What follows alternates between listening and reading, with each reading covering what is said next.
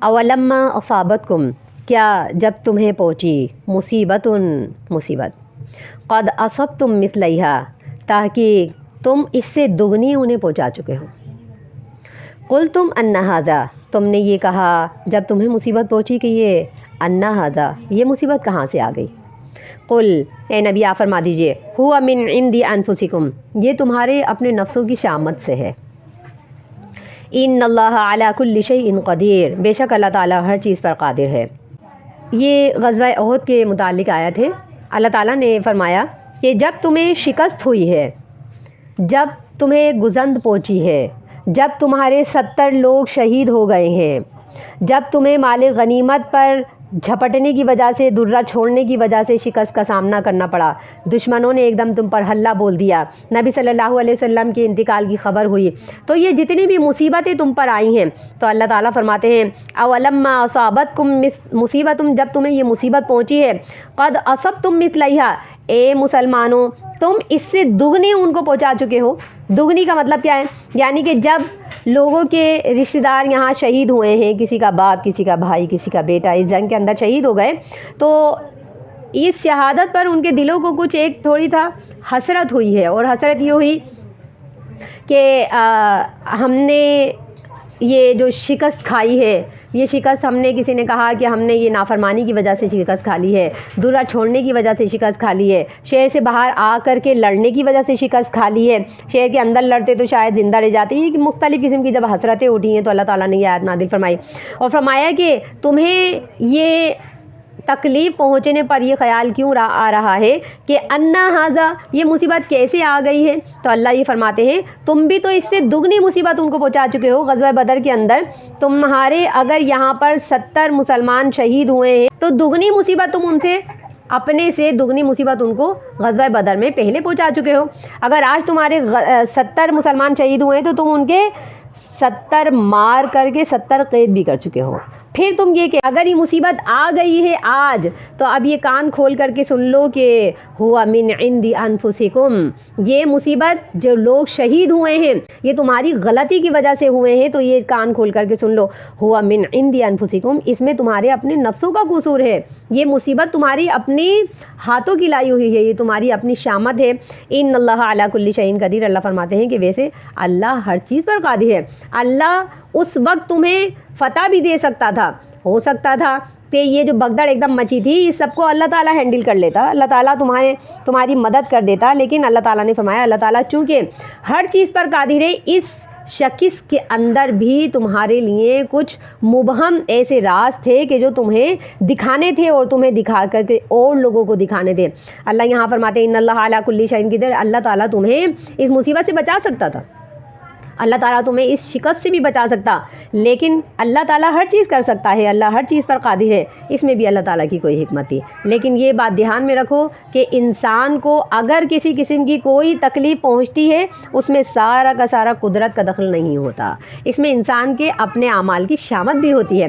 بہت سارے لوگ یہ کہتے ہیں کہ کوئی بھی چیز جب انسان کو پہنچتی ہے تو یہ تو بس میری نصیب میں لکھی ہوئی تھی. اگر میں نے خودکشی کی، کسی انسان نے خودکشی کی، تو وہ کہتا ہے یہ میرے نصیب میں لکھی ہوئی تھی.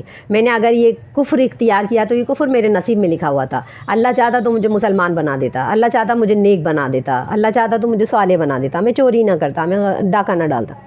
تو اللہ یہاں یہ فرما رہے ہیں کہ ہوا من عند انفسکم، یہ تمہارے نفسوں کی شامت سے ہے. کچھ ایسے معاملات بھی ہوتے ہیں جو انسان کے اپنے ہاتھوں کے لائے ہوئے ہوتے ہیں، کچھ ایسی تقدیریں ہوتی ہیں جو انسان اپنے ہاتھوں سے بناتا ہے. تقدیر دو طرح کی ہوتی ہے، ایک تقدیر مبرم ہوتی ہے اور ایک تقدیر معلق ہوتی ہے. یہ تقدیر معلق ہے جو انسان کی زبان کی نوک پر آ جاتی ہے، انسان ہاں کہتا ہے تو تقدیر بدل جاتی ہے، نہ کہتا ہے تو تقدیر بدل جاتی ہے. تو یہ وہ تقدیر ہے جو بدلتی رہتی ہے. اللہ نے فرمایا ہے کچھ تقدیر ایسی ہے جو تمہاری اپنے نفسوں کی شامت سے آتی ہے، یہ بھی تقدیر ہے. پھر اللہ تعالیٰ آگے فرماتے ہیں وما اصابکم یوم التقى الجمعان فباذن اللہ ولیعلم المؤمنین. وما اصابکم، اور جو بھی پہنچی تمہیں مصیبت، یوم التقى الجمعان، اس دن کے جب دو جماعتیں آپس میں لڑیں، فباذن اللہ، بس وہ اللہ کے حکم سے تھی.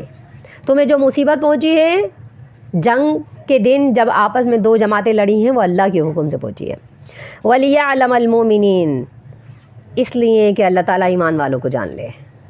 ولیعلم الذین نافقوا، وقیل لهم تعالوا قاتلوا فی سبیل اللہ او ادفعوا قالوا لو نعلم قتالا لاتبعناکم ہم للکفر یومئذ اقرب منہم للایمان یقولون بافواہہم ما لیس فی قلوبہم واللہ اعلم بما یکتمون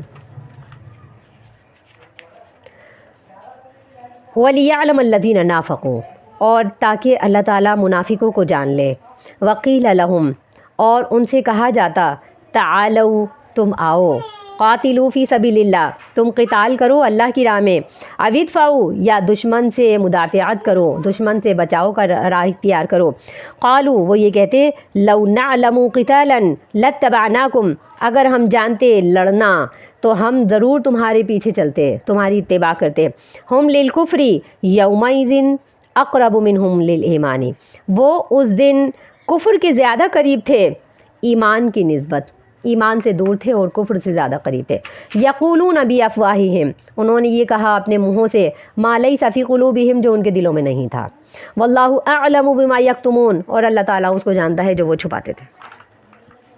یہاں دو باتیں سامنے آتی ہیں۔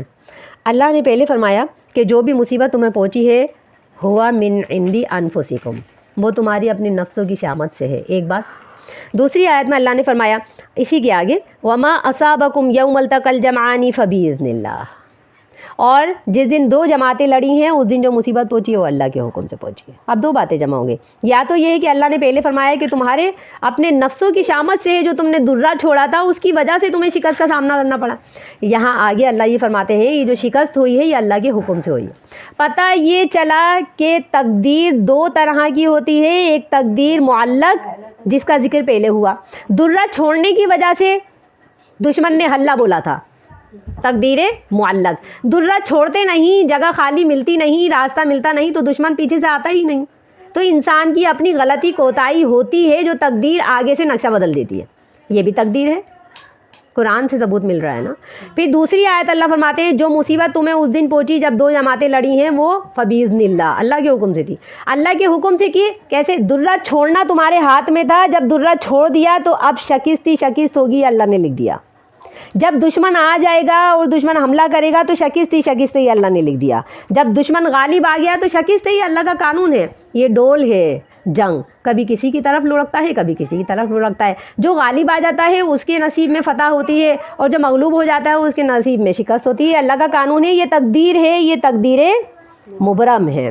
اب جب تم نے تقدیر معلق میں دخل اندازی کر دی تو تقدیر مبرم اب تم پر لاگو ہو گئی، اللہ فرماتے ہیں فباذن اللہ، یہ اللہ کے حکم سے تھی، تم نے تو اپنا کام کرنا تھا سو کر دیا، اب جو تمہیں چیزیں سامنا کرنی پڑ رہی ہیں اسے تقدیر سمجھو اور اس پر صبر کرو۔ اللہ فرماتے ہیں کہ وما اصابکم یوم التقى الجمعان فباذن اللہ، اللہ کے حکم سے تھی جو شکست، اب شکست ہو گئی، اب اس کے اوپر صبر کرنا ہے، اب بس اللہ پر توکل کرنا ہے اور اللہ سے مدد مانگنی ہے اور اللہ ہی سے صبر مانگنا ہے۔